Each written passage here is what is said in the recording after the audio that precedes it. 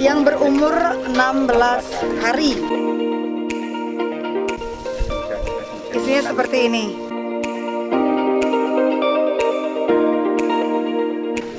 Kalau bahasa Balinya Don Gamal. Wow, agresif nih. Wow, karena khasiatnya. So actually, I know what is your visiting experience at Kebun Tani Sukadana? Well, this place is actually really beautiful when we come here. Tersebut karena moto kita dari Bali Leopard Rescue, cintai alam dengan melestarikan satwa.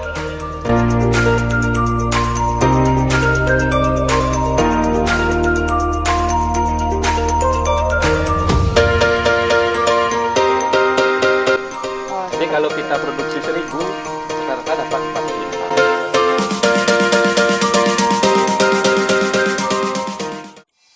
Penjelajahan di Desa Gumrih hari ini dimulai. Bersama Perbakal serta kru, kita akan menjelajahi potensi desa yang ada di sini. Tapi sebelumnya kita mesti tahu nih terlebih dahulu, Desa Gumrih ini merupakan salah satu desa dari 56 desa dan kelurahan yang ada di Kabupaten Jembrana. Nah, Desa Gumrih yang berlokasi di Kecamatan Pekutatan ini merupakan kecamatan yang berada di ujung timur di wilayah Kabupaten Jembrana dengan luas wilayah 733,53 hektar dan terbagi menjadi tanah pertanian dan tanah perkebunan. Nah, secara administratif, Desa Gumrih terbagi menjadi 3 banjar, yaitu Banjar Serong, Banjar Pasar, dan Banjar Rukun dengan jumlah penduduk 2.940 jiwa.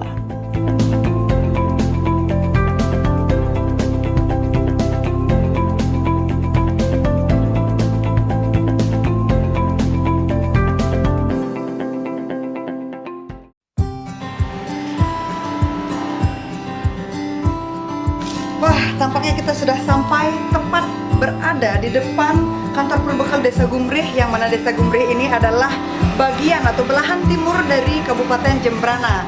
Jadi sebelum kita menjelajah potensi-potensi yang ada di Desa Gumrih, ada baiknya kita tanya-tanya dulu ya.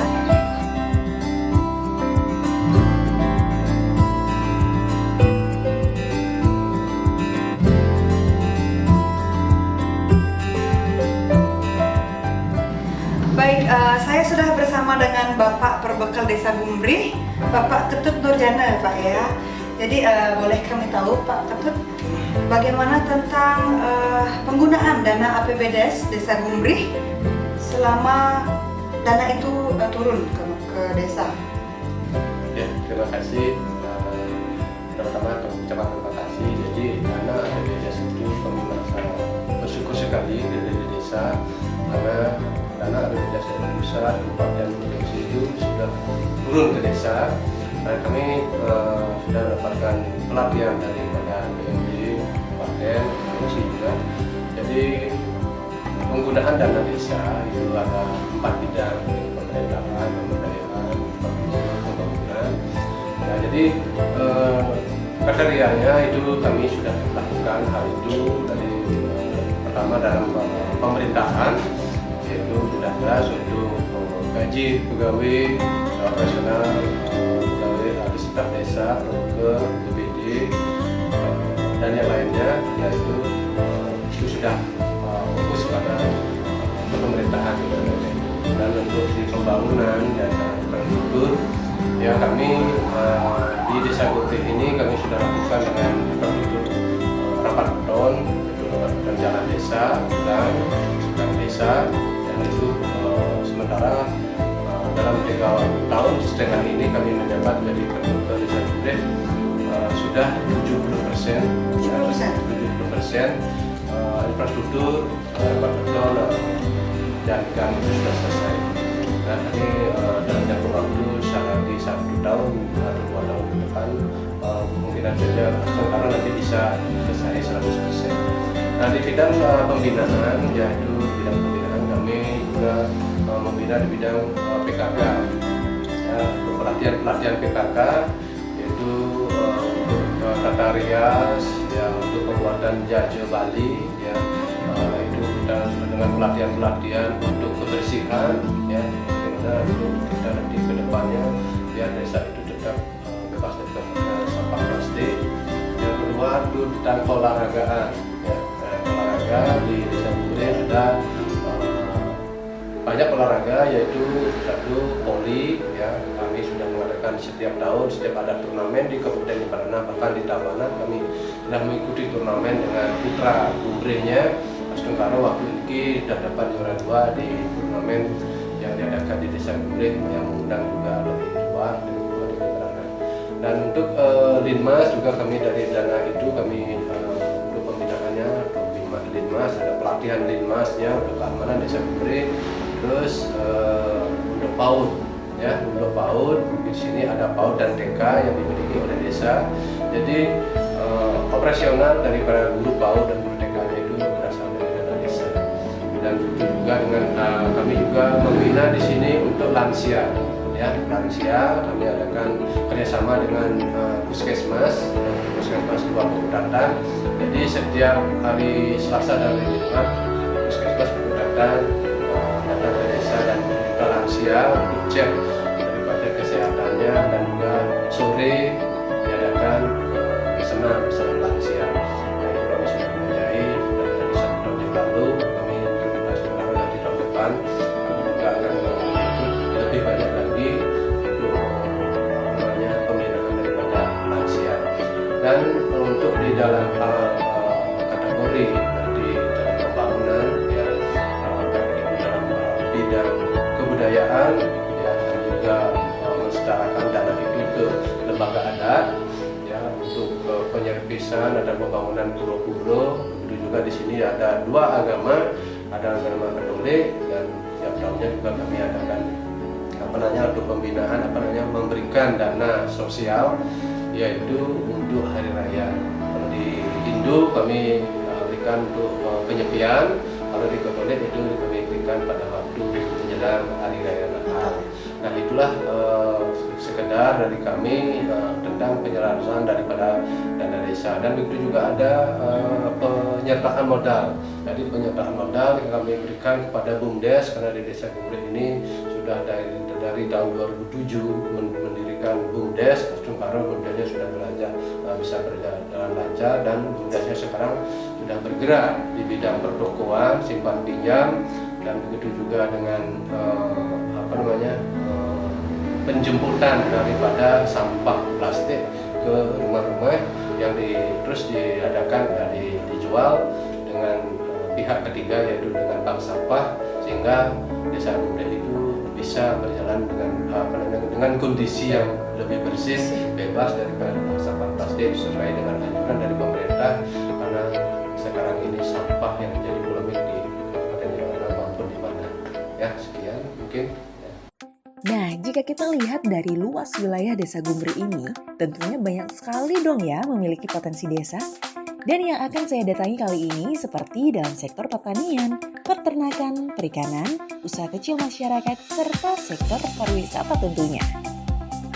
Penjelajahan pertama saya kali ini yaitu mengunjungi sektor perkebunan.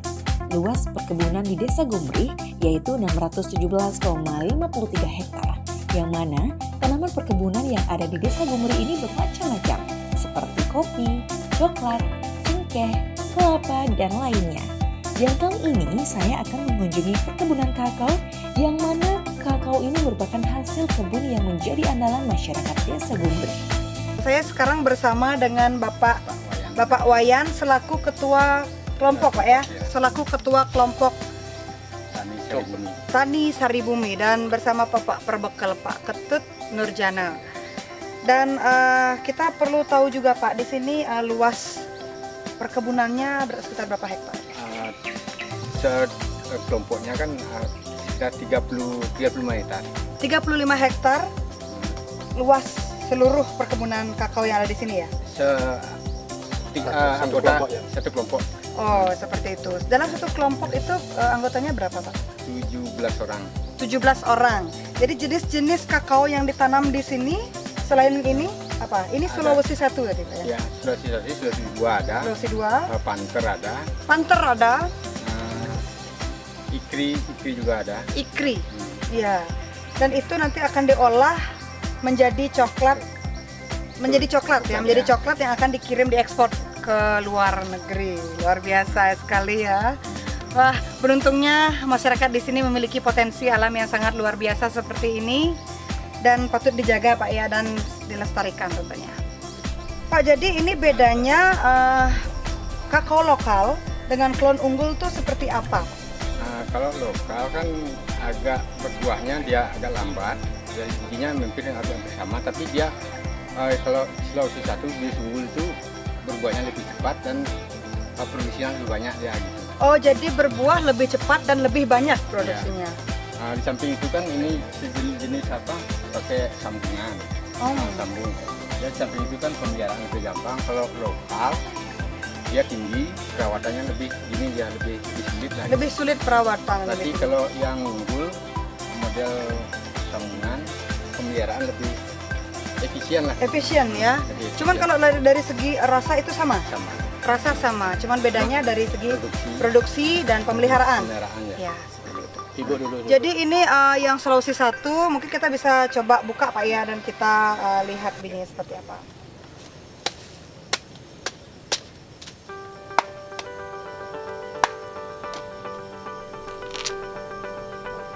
Wah, jadi seperti ini.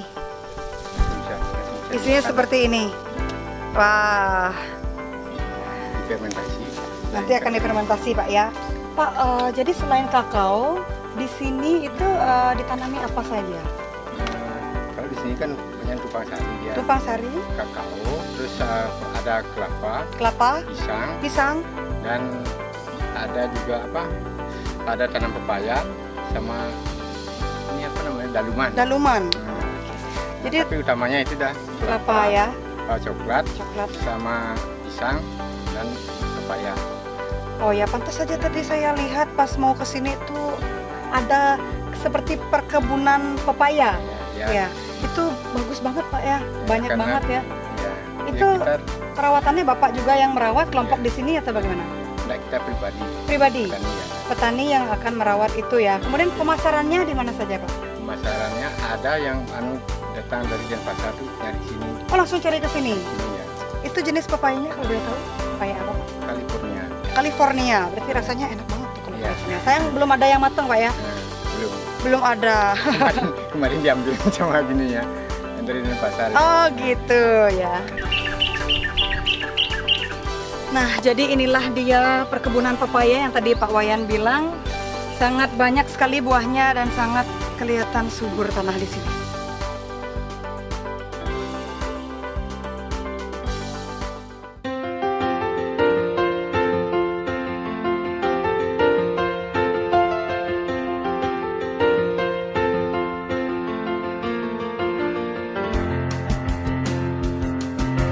Baik, jadi sekarang kita sudah berada tepatnya di Subak Pangkung Serangsang, Pangkung Serangsang, Desa Gumbrih. Desa Gumbrih, Kabupaten Jemberana. Mungkin bisa boleh tahu namanya Pak?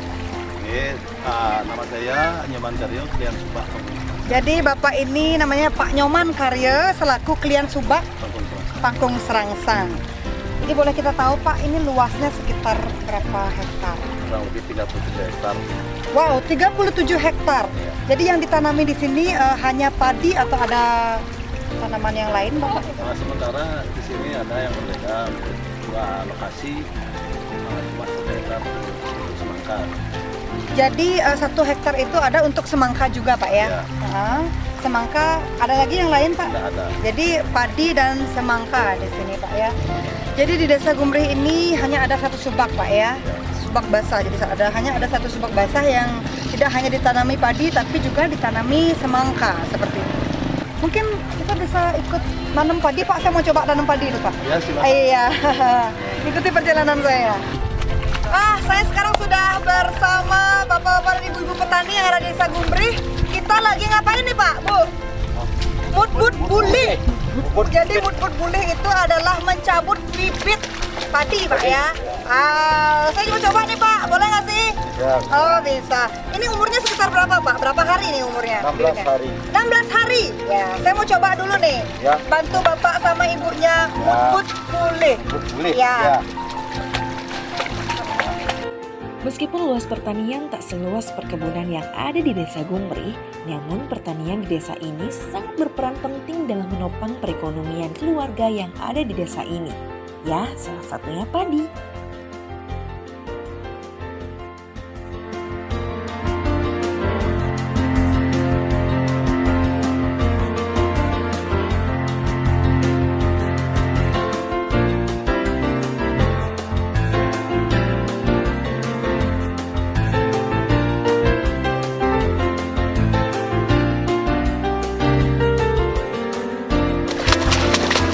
Nah, jadi ini adalah bulih ya Pak ya? Ya, boleh.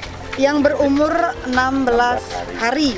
Jadi kita siap untuk menanam ya di lahan yang sudah tersedia di sini. Jadi saya mau nanam dulu ya. Ikut lagi ya.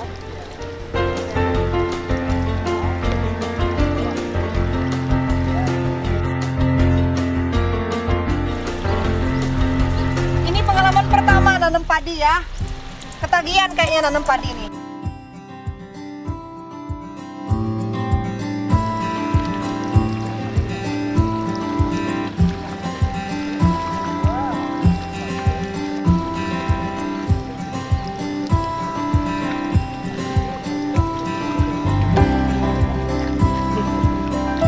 Pak, terima kasih sekali atas waktunya, sudah membiarkan saya belajar juga untuk menanam padi. Kemudian tadi sudah mencabut juga ya. Aduh, pengalaman yang sangat luar biasa. Baik, semoga padinya sukses nantinya ini tumbuh dengan baik ya. Terima kasih Pak, sampai jumpa lagi. Hasilnya meningkat. Wah, jadi luar biasa ya, dari proses tadi mencabut bulih atau bibit padi, kemudian ditanami padi seperti itu. Tadi saya juga sudah nyoba, sangat luar biasa dan sangat-sangat membutuhkan proses yang lumayan panjang. Oke, baiklah, tampaknya saya sudah sampai tepat di depan peternakan kambing gempita yang berada di Desa Gumbrih. Mungkin kita bisa langsung lihat ke dalam. Selamat siang Pak. Saya Desi, Bapak Kade. Kalau boleh tahu lagi ngapain nih Pak? Kasih makan. Oh, ini nama kelompoknya ini apa Pak? Kelompok ternak kambing asli. Kelompok ternak kambing rukun asri. Kalau jumlah kelompoknya berapa orang? 20 orang ya. Ini kambing-kambing yang ada di sini berapa banyak? Ada 45. Sekitar 45. Lumayan banyak Pak ya. Jadi ini adalah salah satu kambingnya ya. Kalau bahasa Balinya Don Gamal. Wow, agresif nih dia nih. Nah, jadi kelompok ternak ini mendapat bantuan dari pemerintah ya. Itu tahun berapa? Ini bantuan dari pemerintah Kabupaten Sukano tahun 2017. Tahun 2017. Kalau boleh tahu juga masing-masing kelompok itu mendapatkan berapa kambing Pak? Masing-masing orang Mendapatkan 2 ekor kambing ya. Jadi untuk perkembangan kambingnya sendiri seperti apa Pak, dari bantuan tersebut? Perkembangannya ya lumayan besar. Dan sampai saat ini sudah ada 40-an anak kambing. Wow, banyak ya Pak ya. Terus kalau misalnya kambingnya itu melahirkan gitu, itu pembagian hasilnya bagaimana Pak? Terhadap kelompok atau apa saja? Pembagian hasilnya ini 70-30. 70-30. Persennya ke 70 ke pemelihara. Kekas. Jadi 70% ke pemelihara, kemudian 30% akan masuk ke kas, gitu Pak ya. Baik, jadi pagi ini kita sudah berada di Kebun Tani Sukadame yang berada di Desa Gumbrih. Jadi penasaran tentang Kebun Tani Sukadame ini? Ikuti perjalanan saya.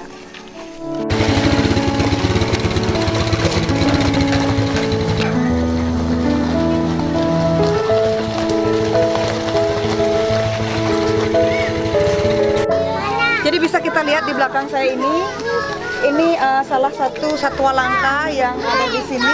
Ini kelelawar. Kalau di Bali namanya bukal. Kemudian anak-anak TK ini juga sedang mengadakan edukasi seperti itu. Pengenalan reptil, satwa langka dan tanaman organik. Baik, jadi kita bisa lihat di belakang saya ini anak-anak TK sedang diberi pengarahan oleh Bapak Perbekal dan Bapak Pengelola Sukadame ini.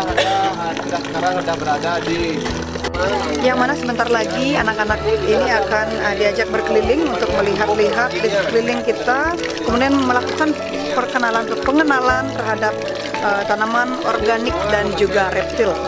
menyampaikan pada kakaknya, kakaknya bahwa yang sudah dapat berkunjung ke kebun Sukadame yang ada di Desa Gumbrih. Baik, kita lihat di belakang sana ada pengenalan reptil ya. Itu kalau nggak salah ular piton, masih kecil tapi. Saya juga ingin lihat tuh lebih dekat dan pengen tahu juga tentang edukasinya. Bikul padi sama aja apa? Ajak bikul. Bikul sama aja lipi. Oh, tuh ada aneh rantai makanan. Tuh harus jaga ya. Baik, jadi bisa kita lihat juga di sebelah sini. Ini ada tanaman organik yang ditanam di sini. Kalau nggak salah ini iceberg lettuce. Lettuce yang biasa dipakai untuk Caesar salad. Atau bahasa Indonesianya selada. Dan di sebelah sana juga ada sayur hijau. Di sebelah sana juga sayur hijau dan di sana juga ada lettuce ya. Wah, ini sih luar biasa. Baik, jadi kita sudah bersama dengan tamu asing yang berasal dari Prancis atau French ya. Kamu Ibu? Ça va? Très bien. Wow, mereka sangat bersemangat sekali. Mungkin kita bisa tanya bagaimana pengalaman mereka di sini. So actually, I know what is your visiting experience at Kebun Tani Sukadame? Well, this place is actually really beautiful. When we come here, everything is green. It's absolutely amazing to discover, a local place where organic products are actually grown and where there is also education, where kids are coming and, are seeing the farm. Yeah, the whole process here, so you can see from seedlings through to the plants growing bigger, and then the cycle of the plants when it's given to the fish. So everything is so eco-friendly here. It's beautiful. Alright, thank you very much. So, yeah. Terima kasih. Terima kasih. You can speak Indonesia, right? Yeah. Ya, Ali terima kasih ya. Baik, jadi bisa kita simpulkan bahwa tamu-tamu dari luar saja itu sangat mengapresiasi yang ada di sini. Mereka bilang ini sangat beautiful, sangat cantik dan sangat indah ya. Jadi di sini juga mereka memuji tentang bagaimana kita juga bisa mengedukasi anak-anak di sini untuk menjaga lingkungan, kemudian memperkenalkan tumbuhan organik dan juga satwa liar yang patut dilindungi, seperti itu. Alright, so you gonna go around and then see around? Yes, we keep going. Keep going. Thank Alright. you. Baik, jadi saya sudah bersama dengan salah satu pengunjung lokal yang ada di Kebun Tani Sukadame ini. Ibu mungkin bagaimana kesan-kesannya setelah melihat perkebunan ini? Ya, kami selaku masyarakat di sini merasa bangga dengan kemajuan di desa kami di Gumbrih, sehingga kedepannya pendapatan Lebih maju ya. Jadi roda perekonomiannya semakin bagus ya, seperti itu.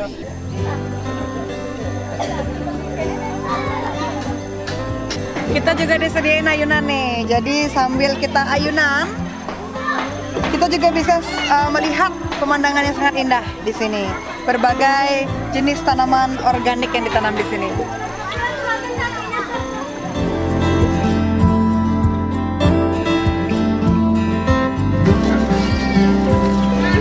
Oke, jadi kita sudah sampai tepat di depan Taman Anggrek Cynthia.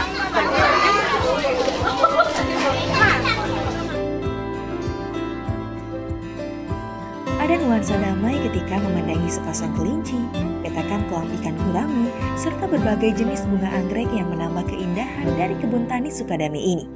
Uniknya, dari kebun ini, konsepnya adalah murni organik yang terasa banget bila berada di areal kebun tani ini.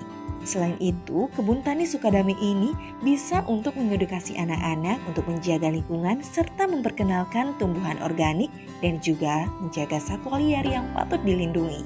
Pak Eka. Ya, terima kasih sudah berkunjung ke kebun kami. Iya, terima kasih sudah mengizinkan kami untuk berkunjung juga, Ya, Pak. sama-sama, Ya, tadi saya udah keliling. Saya melihat banyak sekali jenis-jenis anggrek yang ada di sini, Pak ya. Iya. Juga sudah berbunga indah-indah sekali ya. Terima kasih Bu. Ya, ini kalau boleh tahu jenis-jenis anggrek yang ada di sini apa saja?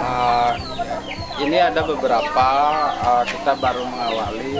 Jadi ada jenis anggrek bulan, ada juga beberapa jenis anggrek-anggrek yang baru sengaja kami datangkan kemarin dari beberapa daerah sini. Jadi tujuan kami adalah satu pelestarian. Ke depan kita bisa kembangkan dan kita budidayakan, karena sekarang perburuan di hutan, anggrek di hutan sudah langka.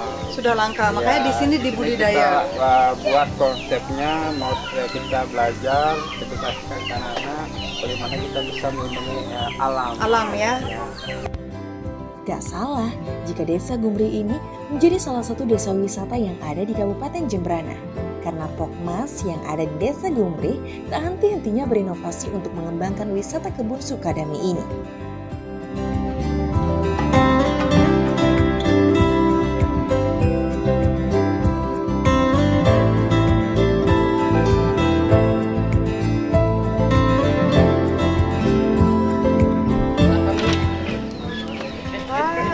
Bagus ya Pak ya, desainnya ada seperti ini juga ya. Ya, jadi patung-patung gitu ya Pak ya. Jadi nanti area ini saya mau untuk taman kelinci, jadi kelincinya saya lepas sekaligus sebagai tempat bermain. Tempat bermain juga anak-anak. Ya, kita edukasi ke anak-anak nantinya.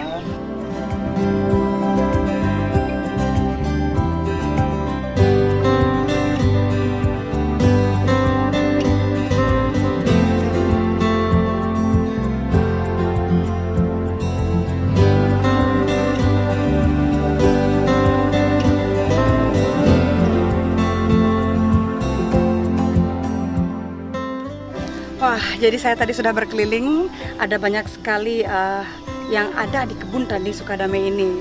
Jadi kita juga sudah lihat ada taman gurame, kemudian ada juga sayur organik dan banyak lagi. Jika kalian penasaran, ingin mengunjungi tempat ini, kesini aja.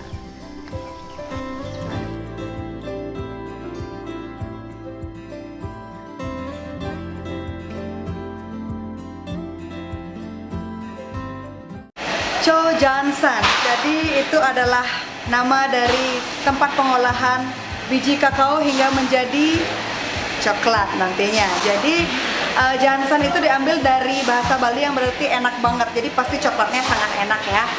Dan kita akan tanya-tanya langsung tentang bagaimana pengolahan yang ada di sini. Jadi baik, jadi saya sudah bersama dengan Bapak Putu selaku pengelola ya, selaku pengelola yang ada di Cho Jansan, Pak ya. Mungkin kita bisa tahu Pak bagaimana pengolahan biji kakao ini hingga menjadi coklat. Mungkin bisa dijelaskan. Boleh.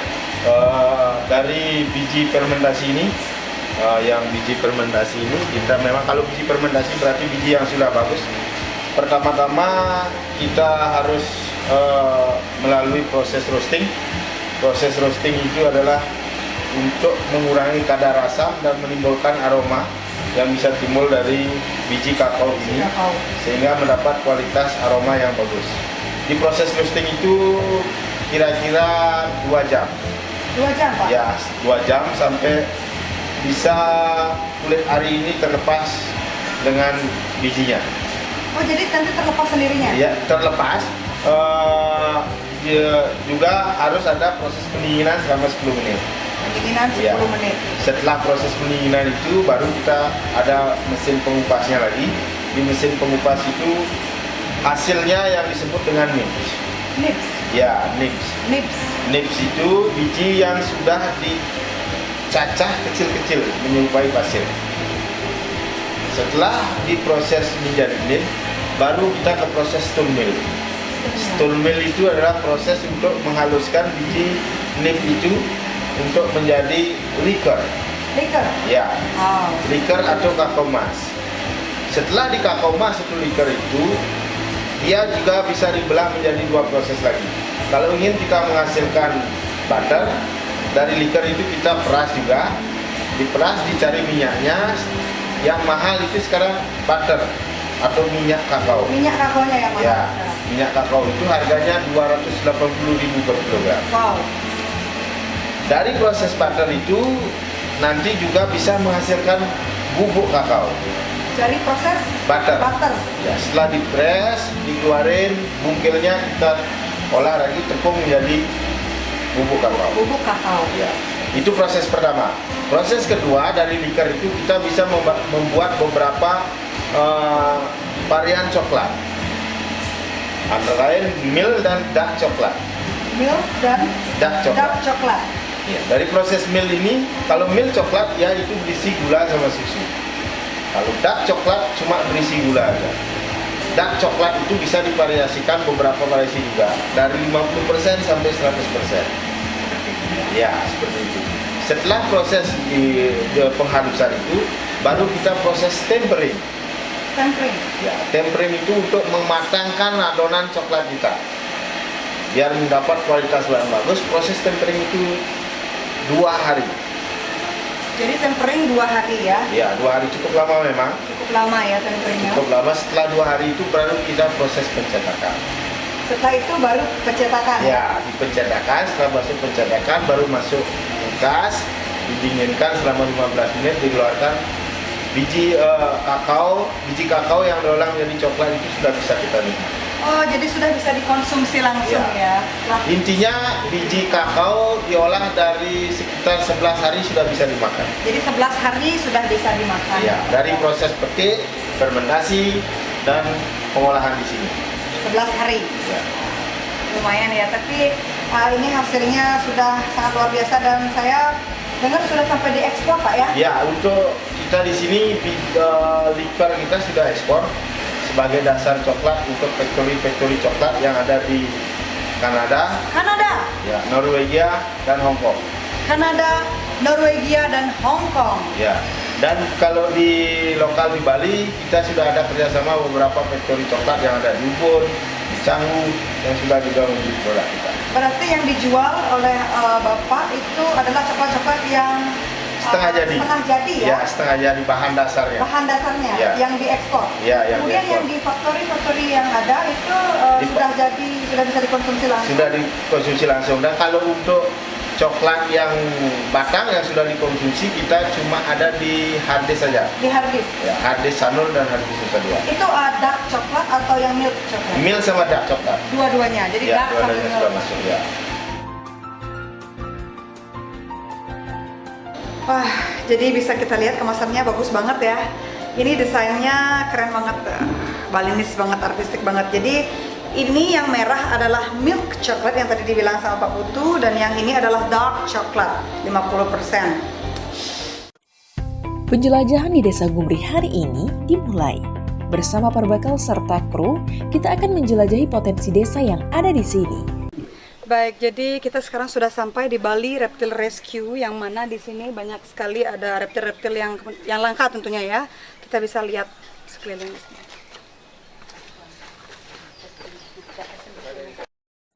Bali Reptile Rescue adalah salah satu keunikan dari potensi yang ada di Desa Gumri. Berawal dari seorang pemuda dari Desa Gumri yang sangat pemberani, beliau bernama Putu Edi almarhum dengan tekad yang kuat dan penuh perjuangan yang tidak kenal lelah bersama komunitas Bali Reptile Rescue berinisiatif mendirikan sebuah rescue center di Desa Gumri dengan tujuan agar masyarakat tahu dan lebih mengenal, memahami, mencintai dan respek terhadap satwa reptil yang menurut masyarakat umum adalah berbahaya. Baik Pak, jadi ini adalah Bali Reptile Rescue yang mana akan merescue reptil-reptil yang ada di seluruh Bali atau bisa di luar Bali juga? Ya. Bali Reptile Rescue itu berdiri bertujuan untuk melindungi satwa, melestarikan satwa, dan juga kita memperkenalkan kepada masyarakat, mengedukasi masyarakat tentang jenis ular yang berbisa dan tidaknya berbisa itu, cara penanganannya gimana, karena ular-ular ini juga berpengaruh untuk ekosistem rantai makanan, dia salah satunya ada di sana. Kita akan menjaga ekosistem tersebut. Karena moto kita dari Bali Reptile Rescue, cintai alam dengan melestarikan satwa. Jadi cintai alam dengan melestarikan satwa. Jadi untuk tetap ekosistemnya berjalan begitu Pak ya. Makanya kalau nemu ular itu jangan dibunuh. Ya begitu Pak ya, jangan dibunuh. Mungkin bisa langsung lapor aja ke Bali Rescue ya Pak ya. Bisa kita telepon ke nomor kita yang di sini. Iya, seperti itu. Supaya bisa di rescue dan ditanggulangi seperti apa nanti. Kemudian akan diberikan edukasi kepada masyarakat supaya mengenal yang mana berbisa, mana yang tidak, seperti itu. Jadi ini kayaknya hal yang paling penting yang harus kita tahu. Ketika kita digigit ular, jadi apa yang harus kita lakukan paling cepat? Untuk jenis ular yang menggigit, kalau ular berbisa ya, itulah pentingnya edukasi. Kalau ular berbisa ini kok ada 2 jenis kalau di Bali, dia hemotoksin, neurotoksin. Kalau seandainya hemotoksin, ular hijau yang paling sering menggigit petani, itu dia racunnya hemotoksin adalah menyerang sel darah merah. Penanganannya pertama, kunci utama kalau digigit ular berbisa adalah tenang. Semakin kita panik, darah semakin akan menjalan. Berjalan ya? Berjalan karena kuncinya utama adalah tenang. Setelah tenang, ini tidak boleh bergerak sama sekali. Semakin banyak gerak, semakin memompa ke jantung. Itu kunci utama. Penanganannya adalah mengikat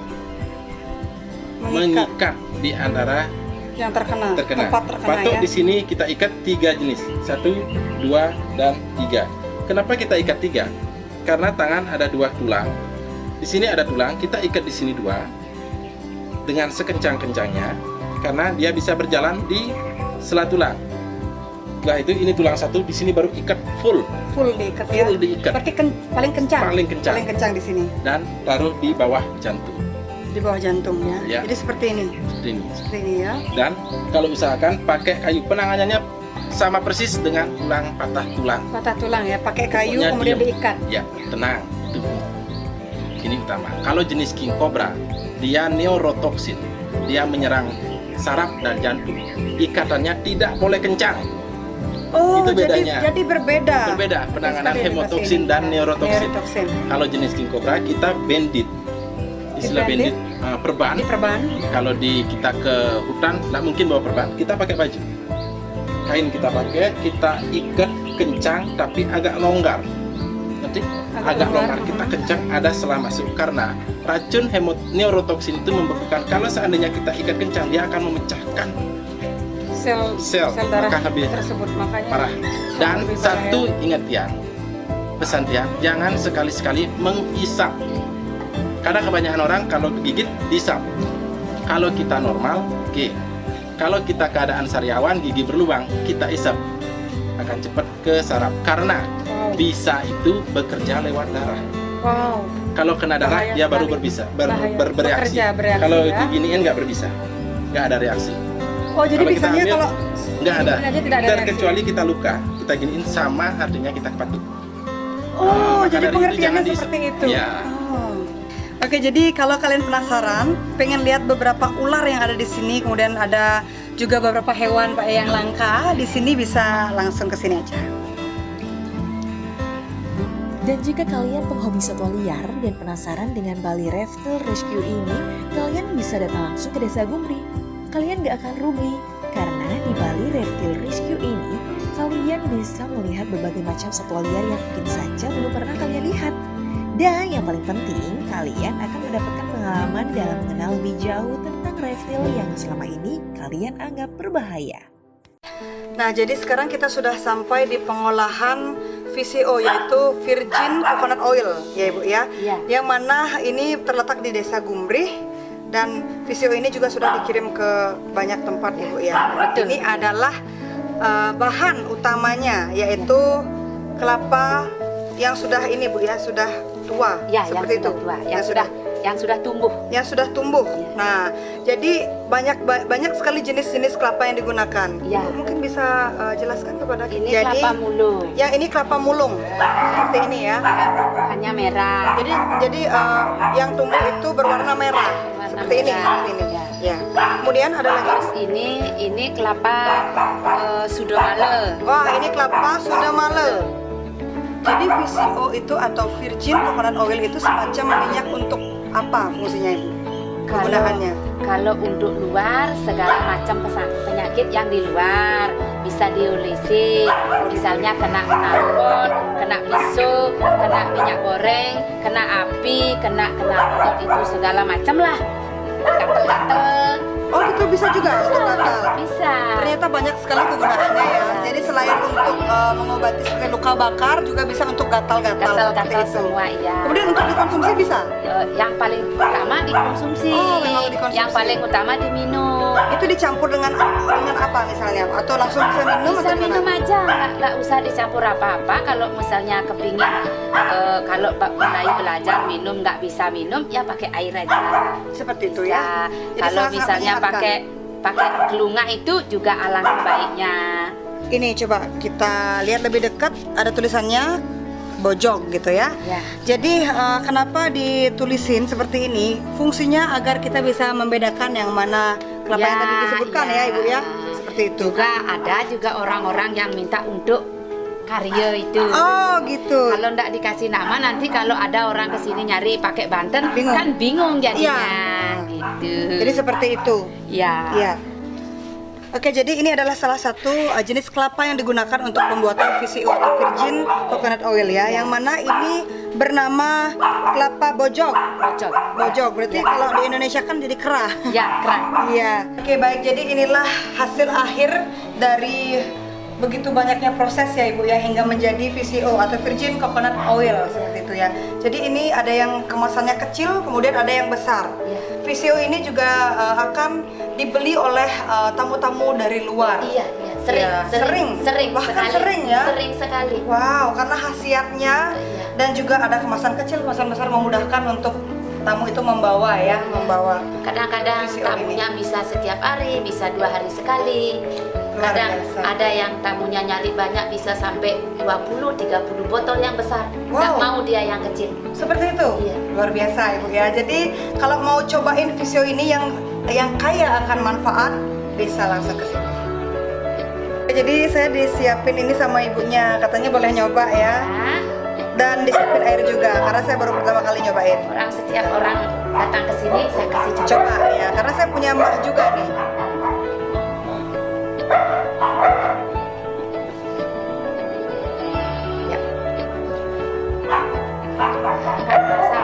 Iya, jadi wah, nggak terasa ini sih, kan? Iya, nggak lengket, nggak terlalu lengket, jadi teksturnya nggak kayak licin. nggak licin kayak air biasa, cuman dia ya ada rasa kelapanya seperti itu. Jadi pasti ini sehat sekali. Iya. Wow.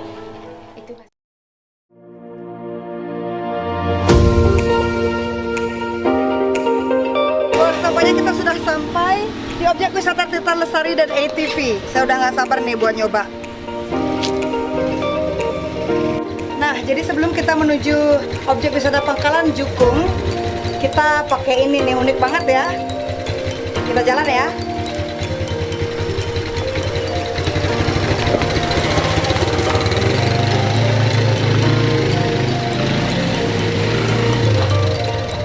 Wisata air Tirta Lestari. Itulah nama wisata air yang ada di Desa Gumrih. Nah, objek wisata air ini selain mendapatkan sensasi baru dalam berpetualang dengan menyusuri indahnya sungai yang begitu asri, sembari berlayar kita juga bisa melihat beberapa satwa liar seperti kicauan burung serta reptil yang ada di seputaran sungai ini. Jadi bisa kita lihat pemandangan di sebelah sana sangat indah ya, luar biasa. Tapi unfortunately ini airnya kurang terlalu tinggi di bulan ini, karena biasanya air itu tinggi di bulan Juli sampai dengan Oktober seperti itu. Jadi kalau mau ke sini bisa dari bulan Juli sampai Oktober agar airnya tinggi dan sangat cocok dan sangat bagus untuk berwisata Jukung. Biasanya airnya sampai segini kalau di bulan-bulan itu. Wah, saya senang banget di sini. Benar-benar udaranya segar, kemudian bisa mendengarkan banyak sekali suara-suara binatang yang ada di sini ya, burung terutama tuh. Dan uniknya yang sangat-sangat exciting itu adalah kita kesini naiknya ATV yang tadi saya pakai itu. Seru ya? Jadi harus kesini, bisa datang ke sini nih. Banget nih. Nih, saya saya akan mencoba mengaduk adrenalin saya dengan alam Gumbri yang sangat eksotis dan menantang pegunungan serta pantai yang menawan, ladang yang luas serta perkebunan yang beraneka ragam. Pokoknya lengkap banget deh. Kalian gak akan pernah nyesel kalau berwisata ke sini.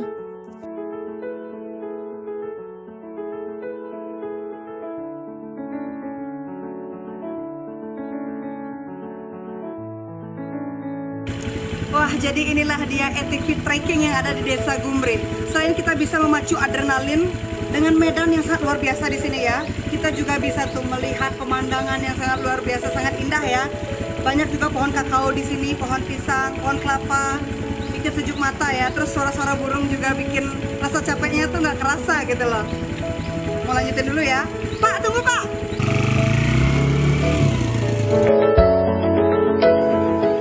Kalau kalian yang mau ke sini memacu adrenalin dan melihat pemandangan yang indah di sini, penasaran? Bisa langsung ke sini ya. Nah, setelah saya berlayar mengelilingi sungai Desa Gumbri ini, serta memacu adrenalin saya dengan mengendarai ATV, saatnya sekarang saya berkunjung ke salah satu budidaya jamur tiram putih. Nah, sepertinya saya sudah berada tepat di depan tempat budidaya jamur organik yang berada di Desa Gumbri. Saya jadi penasaran nih bagaimana budidaya yang dilakukan oleh masyarakat Desa Gumbri ini. Jamur tiram putih ini dikenal sejak dahulu sebagai salah satu bahan makanan yang sangat lezat dan bernilai gizi yang tinggi. Apalagi dibudidayakan dengan sangat profesional. Baik, jadi sekarang kita sudah bersama Pak Putu selaku pengelola Pak Jadi sebelum kita ke tempat pembudidayaan, kita akan melihat-lihat laboratorium pembibitan Pak ya, pembuatan bibit murni jamur tiramnya Pak ya. Oke, jadi saya sedang memegang bibit awal Pak ya, bibit awal jamur tiram ini hingga nantinya menjadi jamur yang siap panen ya. Baik, mungkin bisa dijelaskan Bapak bagaimana prosesnya hingga bisa menjadi jamur yang siap panen? Iya, terima kasih Mbak. Kita dari dulu mencoba bangkit mengembangkan budidaya jamur tiram biar tidak tergantung dengan perusahaan lain yang besar. Kita harus belajar mengambil semua teknologinya. Kita ambil dari awal. Ini namanya bibit murni. Jadi, kalau di tanaman itu F0-nya lah. F0-nya? Ya, F0 itu kita proses dengan sangat steril di lab ini untuk memperoleh bibit murni yang memang betul-betul nanti berkualitas. Nah, setelah bibit murni kita dapat, kita turunkan ke dalam bentuk F1-nya. Kita turunkan ke F1, kita tumbuhkan selama 1 bulan. Setelah itu kita turunkan lagi ke F2-nya ini yang dari bungkus plastik. Nah, baru setelah F2 jadi, kita langsung fase produksi untuk membudidaya backlog jamur namanya, yang nanti menghasilkan jamur siap panen. Nah, demikian singkatnya. Seperti itu Pak ya. Wah, jadi nggak sabar nih pengen lihat jamur yang sudah bertumbuh ya Pak ya, dan berkembang seperti apa.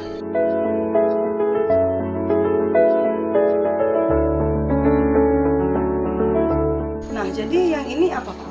Ini namanya media tanamnya jamur. Media tanam jamur.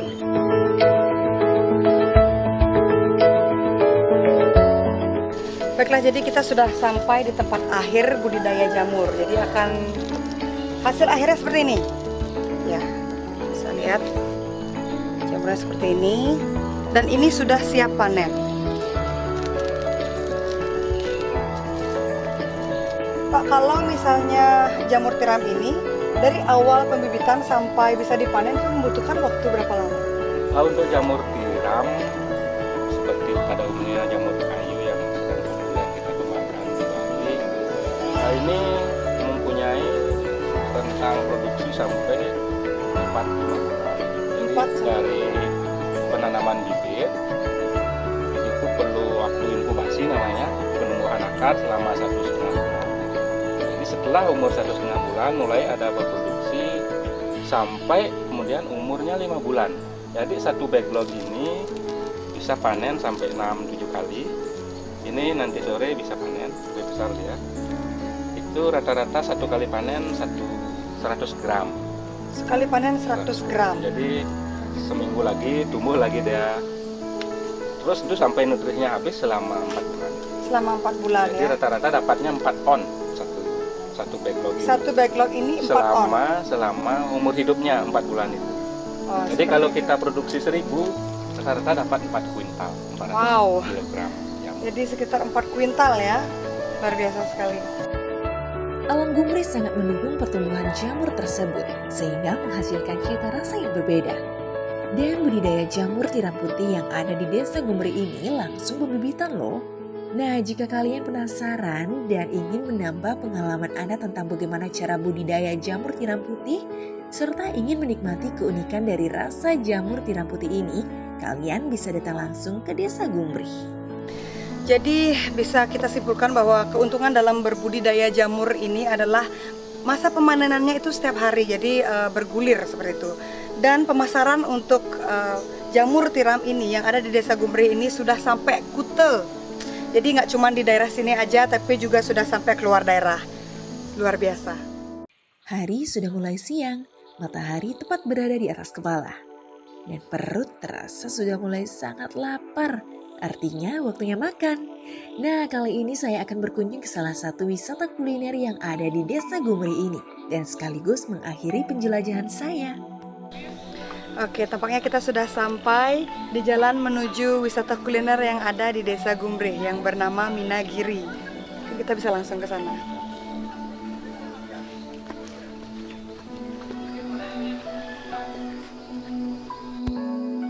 Warung makan Mang Odong. Di samping lokasi warung dengan panorama alam yang sangat indah, di warung Mang Odong ini juga membudidayakan ikan air tawar gurami. Nah, berbagai macam aneka menu andalan bisa kalian nikmati di sini, seperti gurami nyat-nyat, gurami goreng, sate lilit gurami, dan nugget gurami, serta aneka makanan lainnya pastinya bisa menggoyang lidah Anda. Oke, jadi bisa kita lihat di bawah sana itu adalah pembibitan dari ikan gurame ini. Jadi selain pembibitan nanti ada juga pemeliharaan di sana, yaitu guramenya akan besar dan siap panen, kemudian akan langsung dimasak di sini. Luar biasa kan? Kemudian view-nya juga dari sini sangat indah. Jadi di sore hari atau menjelang malam, mereka kita akan bisa melihat Garuda Wisnu Kencana. Gimana tuh? Keren kan?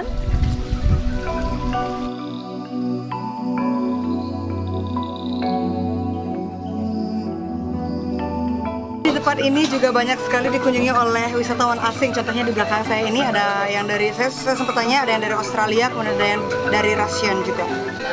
Jadi saya sudah bersama dengan salah satu tamu dari Australia yang berkunjung ke sini. So may I know what's your name? I'm Hayden. I'm Daisy. Nice to meet you. Nice to meet you. Alright, so may I know what do you think about this place? It's very good. There's a lovely view. Wow, so nice experience ya? Yeah, very nice. Jadi tamunya bilang pemandangannya sangat indah dan pengalamannya sangat menarik di sini. Alright, thank you very much for your time. Okay, Enjoy your food. I Yeah. think your food will be coming. Thank you. Baiklah, jadi ini adalah menu yang ada di wisata kuliner Minagiri. Wah, ini udah dibawain dessert ya. Oke, jadi di sini sudah lengkap. Ada supnya, tentu saja ada ikannya. Tuh. Wow, kemudian nasi, ada ini sayur pakis. Ini juga ada sate yang terbuat dari ikan gurame. Kemudian ini ada jamur. Jadi jamur yang tadi kita lihat ya, diolah jadi seperti ini, digoreng. Ini sih lengkap banget, ditemani dengan kelapa muda. Udah nggak sabar nih pengen nyoba. Wah, ini saya penasaran sama supnya, gimana ya rasanya ya. Kita coba ya.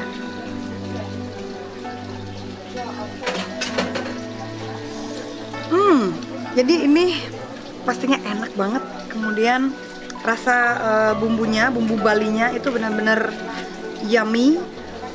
Terus ini rasa dan aroma amisnya udah nggak kecium sama sekali ya. So Minagiri is the best place in Jembrana, I think, because the view is really nice, and then the food is really complete. Start from soup until dessert. You have to come here. Mau datang ke sini? lihat ini. Langsung ke sini ya. Dan uniknya lagi, untuk limbahnya agar tidak mencemari lingkungan, limbahnya bisa menghasilkan probiotik Herbagrow. Wah, nggak usah ragu lagi deh jika kalian ingin berwisata kuliner di sini, karena pastinya kebersihan tempat selalu dijaga. Sehingga pengunjung betah untuk berlama-lama di sini, sembari menikmati keindahan alam dengan kesejukan udara di wisata kuliner di Desa Gumbrih ini. Nah, lengkap sudah perjalanan saya kali ini. Meskipun banyak banget potensi desa yang mesti kita kunjungi lagi di Desa Gumbrih ini, seperti wisata religi, namun wisata kuliner ini menjadi akhir dari penjelajahan saya.